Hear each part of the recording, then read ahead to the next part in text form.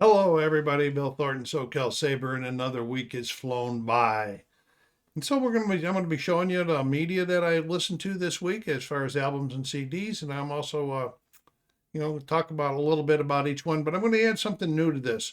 When I originally started this, I was going to say that at the end of each month, I was going to do a video of the best one, my favorites of each week. Well, that's come and gone, and I've missed too many of them. So what I'm going to try to do now is I'm going to add it onto this one. And each week, after I have talked about everything I've listened to, I'm going to tell you which ones were my favorites. So I hope that you respond to that. Which ones were your favorites of this week? And if you haven't listened to any of them before, let me know. Put some remarks down there.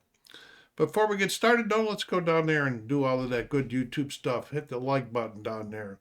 And if you haven't done so yet, please subscribe to the channel and help it grow. Put some comments down there. Okay, this was kind of a pretty good week, I believe, as far as music goes. And we're going to start off. I started off with a 1981 album by a group called Soft Cell. Get my chairs in order here.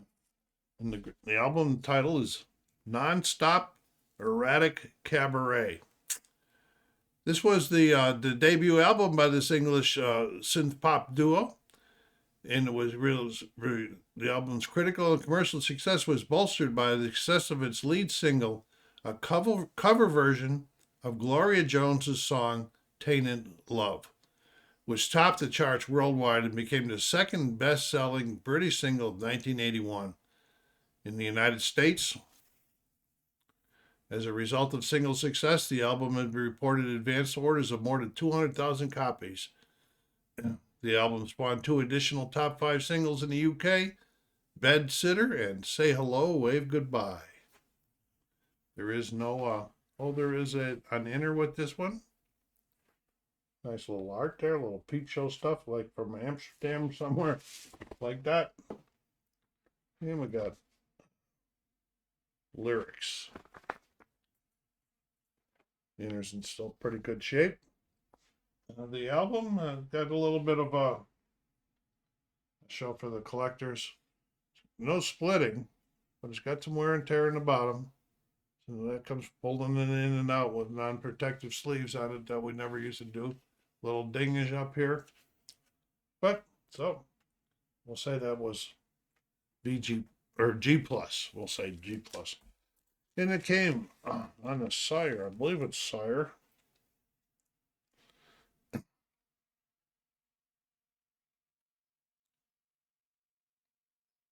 Vinyl was in pretty good shape. I would say the vinyl is in VG+. I'm trying to look at. It's got some scuffs on the other side. It's got some little hairlines, but I can't feel them. But it's pretty old record, 43 years old, so you got to expect a little bit. Some scuffing down here, but you can't see.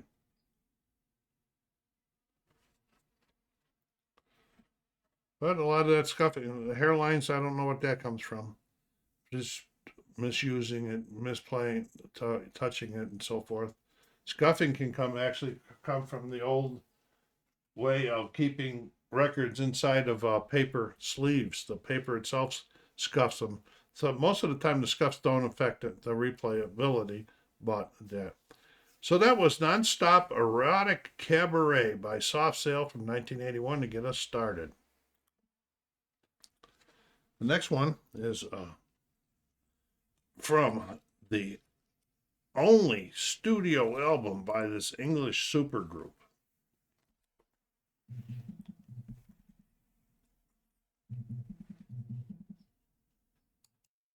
I don't know where I left off talking because my phone rang. It was my daughter.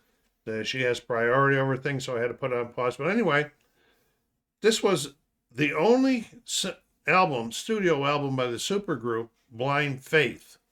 And I'm going to show you this one, and I've got it covered for it because it's a little bit censored. This is the album.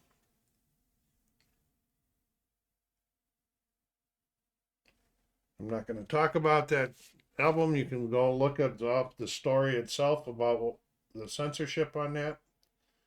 And this was their only studio album. And the band consisted of two-thirds of the popular power trio Cream, with Ginger Baker and Eric Clapton, working in collaboration with British star Steve Winwood of the Spencer Davis Group and Traffic, along with Rick Creech of Family. Although it was a chart topper, I don't think there's an enter in this one. The LP was recorded hurriedly, and the side two consisted of only two songs, one being a 15-minute jam entitled "Do What You Want." Nevertheless, the band produced two hits: Winwood's "Can't Find My Way Home" and Clapton's "Presence of the Lord." It's on the RSO album.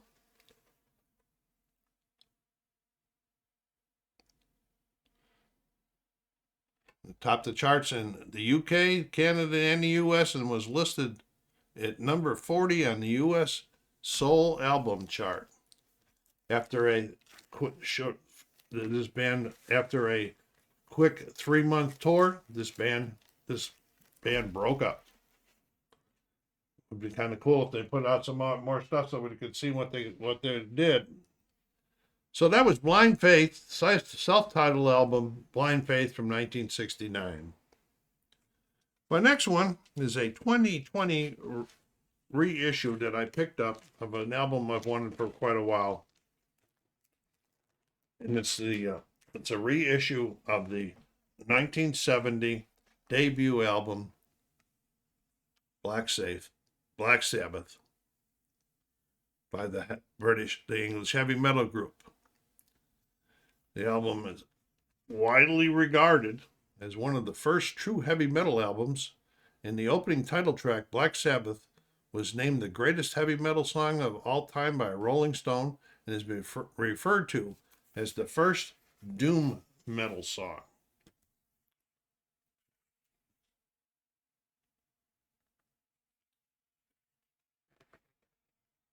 I don't think there's an inner, but we'll take a look. Oh, there is an inner.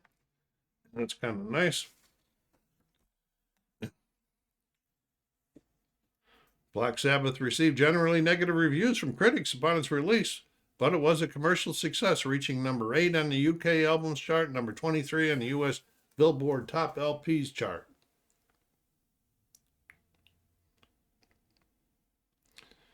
It has been generalized lately, reappraisal as one of the greatest and most influential heavy metal albums of all time.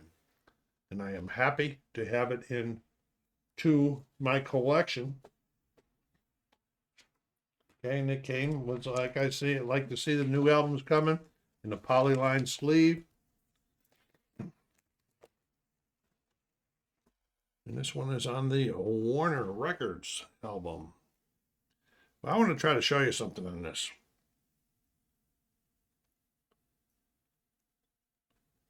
I can't see it now.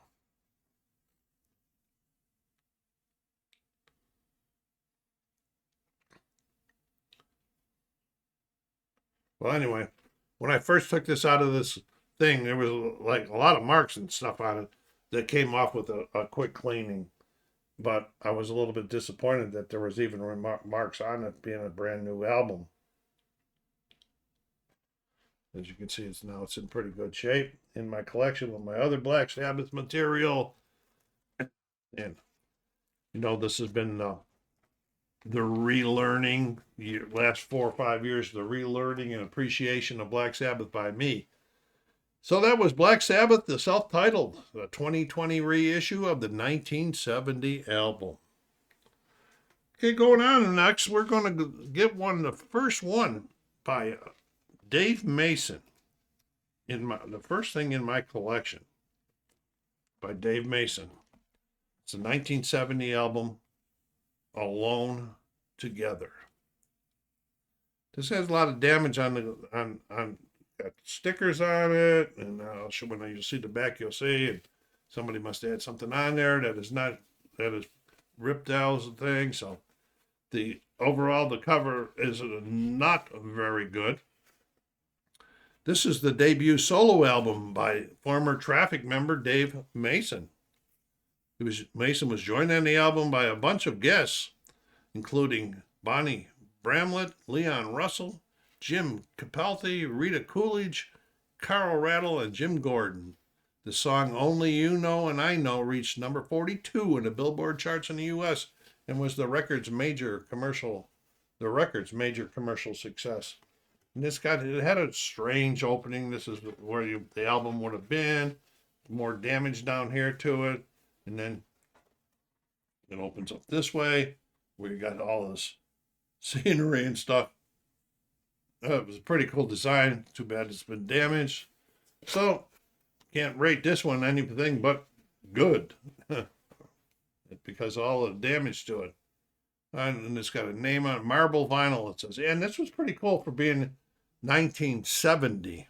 Okay. It did come in a vinyl sleeve. And this is 1970. Look at the color of the album. This is pretty cool stuff for those years. It's on the Blue Thumbs label.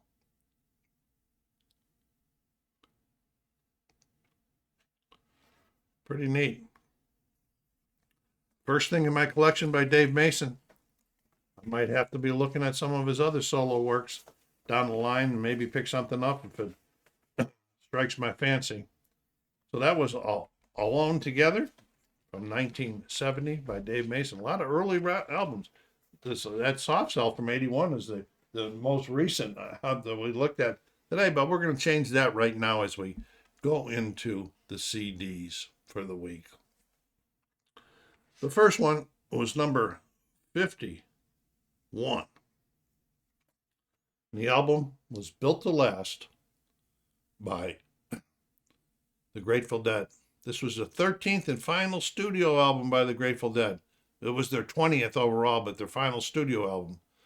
The album features the most songs by keyboard player Brent Mydland, who has 4 song credits, all of which are in collaboration with Dead lyricist John Perry Barlow.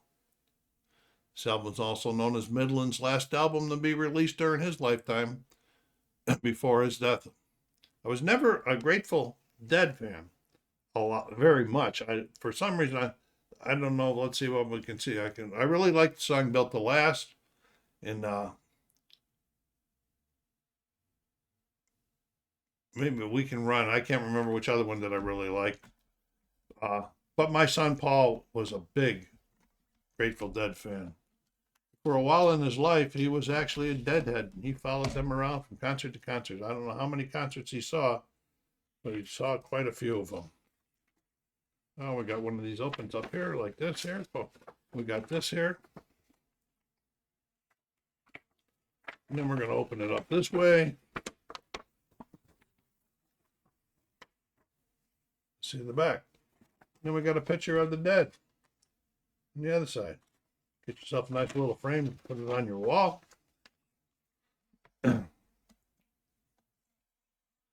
So I think it was the song Built to Last was why I probably bought this. And then it comes on.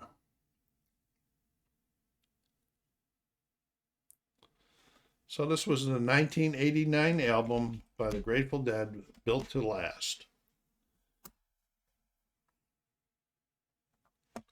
Okay, the second one for the month kind of surprised me that I even had it when I pulled it out of the off the chart. And it is the 1988 album Everything by Bangles. It's 13 songs in all. It's the third studio album by the American pop group, the Bangles. Just like its predecessor, which I don't have, Everything produced a U.S. top 5 hit. In Your Room and the #1 single, Eternal Flame, which became a chart topper in almost every major country around the world. The third album by the rock band The Bangles. Despite its chart success, Everything failed to meet sales expectation. It subsequently became the group's last album before their 9-year separation from 89 to 98.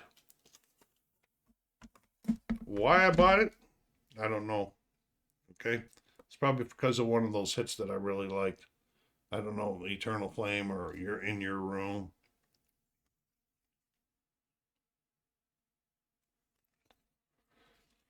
we got another one of those that folds out like that. So we got the what I just showed you. Then we're gonna open this up this way for the lyrics on the inside, and then this for the inside. So, don't know why I bought it. Listened to it, still didn't know why I bought it. But anyway, I did. I was in strange days back in 89, 90 time, 88, 90, 91, 92 with my daughter dancing. That had some influence on my music. Maybe that's why I bought this. Who knows? But that was the 1988 album, Everything, by Bangles. Okay, finishing up the week. The last one I listened to this week was the 1976 release by Al Stewart, Year of the Cat. The seventh studio album by Al, but number one in my collection. I wonder why that is. I wonder if it's his seventh and I like them and it's my number one. I don't know. Maybe I got to do some research. I don't know. It was produced and engineered by Alan Parsons, one of my favorite performers. I just saw him in concert this year. And we do have an inner. I mean, we don't have an inner on this one. The album was a top 5 hit in the U.S. The hit single, Year of the Cat, co-written by Peter Wood and described by AllMusic as one of those mysterious woman songs, reached the top 50 in 8 charts worldwide. Got a lot of play because I got a lot of damage and mark. And that's not damage, but it's markings and dirt, like, because the album's in the cover's in really good shape as far as splitting or anything like that, except for that. We got some here too. A lot of that comes from albums being pressed together or stored too well. I mean, too close to each other, too tight. That's a better word. And in the old days, did I know that was a cause? No, I did not. And we're having a heck of a time here, folks, getting the album out of the cover. All right. This comes in Janice. And it was in pretty good shape. Got a little bit of popping in between songs, but it played very well. So I would give that a VG plus as far as the vinyl one. And I probably give that a VG on the cover, since the cover's in really good shape except for the dirting. Okay, so that's what I listened to. Now to the new thing that I added. So I'm going to tell you which two that I liked a lot of them, okay? I like most of them, or I like them all. Let's just say I like them all. But what were the favorite ones that I listened to this week in the collection? Well, there are two. I don't know if I can get them out here now.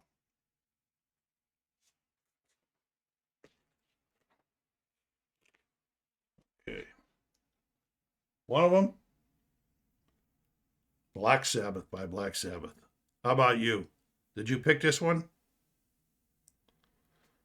The 1970 album. This is a 2020 reissue by Black Sabbath. And the second one, it was close. I mean, really, I'm going to tell you, in the running was the Year of the Cat. But the one that I picked the second one that I picked, they're not pick one or two. They're just that I liked them better than the others. And it was Dave Mason's Alone Together from 1970. It's the first time I listened to Dave Mason by himself. And I did really, really like it. So I'm going to be checking a little bit more into Dave Mason. How about you? Let me know what you thought would have been your picks. What would have been your picks?